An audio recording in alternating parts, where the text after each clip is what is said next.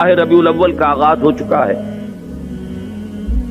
دوسری تاریخ ختم ہوئی اور آج ہم تیسری شب میں اس وقت یہاں بیٹھے ہیں۔ یہ ماہ مبارک حضور صلی اللہ علیہ وسلم کی سیرت مطہرہ سے ایک بڑا گہرا تعلق رکھتا ہے۔ حضور کی ولادت باسعادت بھی اسی ماہ مبارک میں ہوئی، اگرچہ تاریخ کے بارے میں اختلاف ہے۔ حضور کا انتقال بھی اس ماہ مبارک میں ہوا، اور وہ متفق علیہ تاریخ ہے 12 ربیع الاول اصل میں حضور کا یوم وفات ہے، اور اکثر محققین کی رائے یہ ہے کہ آپ کا یوم ولادت جو ہے وہ 9 ربیع الاول ہے۔ یہی وجہ ہے کہ مجھے یاد ہے کہ ہمارے بچپن میں اس دن کو جو لوگ کچھ تھوڑا بہت مناتے بھی تھے تو 12 وفات کے نام سے در حقیقت یہ نام یاد کیا جاتا تھا۔ حضور صلی اللہ علیہ وسلم کی وفات کا دن ہے، کچھ کھانا پکا کر کچھ غریبوں کو مساکین کو کھلانا، یہ در حقیقت چیز تھی کہ جو اب ہوتے ہوتے اس نے بہت ہی ایک دوسری صورت اختیار کر لی ہے۔ اب یہ ایک جشن بن گیا ہے اور ایک عید کا سا سما، بلکہ واقعہ یہ ہے کہ جو اصل 2 عیدیں ہیں وہ کہیں پیچھے چلی گئی ہیں، اور یہ جو 2 عیدیں ہم نے ایجاد کی ہیں، ایک عید میلاد النبی اور ایک عید استقلال، اگر ہم جائزہ لیں تو شاید یہ 2 جو ہیں یہ زیادہ فور گراؤنڈ میں آ چکی ہیں۔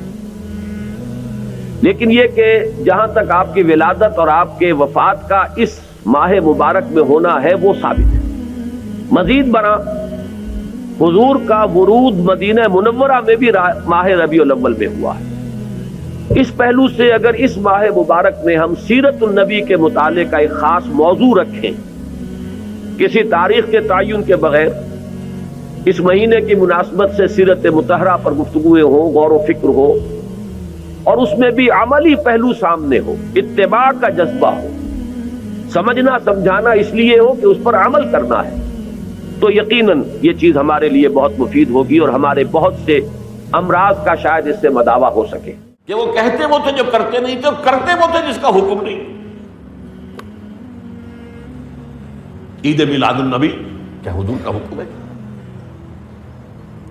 کیا اس کا کوئی ثبوت صحابہ سے ہے؟ کیا ہم صحابہ کے مقابلے میں حضور سے زیادہ محبت کرتے ہیں؟ لیکن تھا کہ معاملہ ما لا یؤمرون، جس چیز کا حکم ہوا نہیں اس پر عمل ہو رہا۔ یہ ہے در حقیقت رسم پرستی، اور رسم کے اندر پھر اضافہ ہوتے چلا جانا، اس پر ردے پر چڑھتے چلے جانا جو ہے یہ دوسرا سبب ہے۔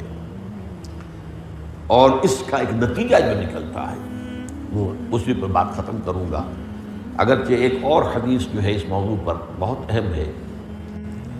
نتیجہ کیا نکلتا ہے؟ جہاں بدعت آئے گی سنت رخصت ہو جائے گی۔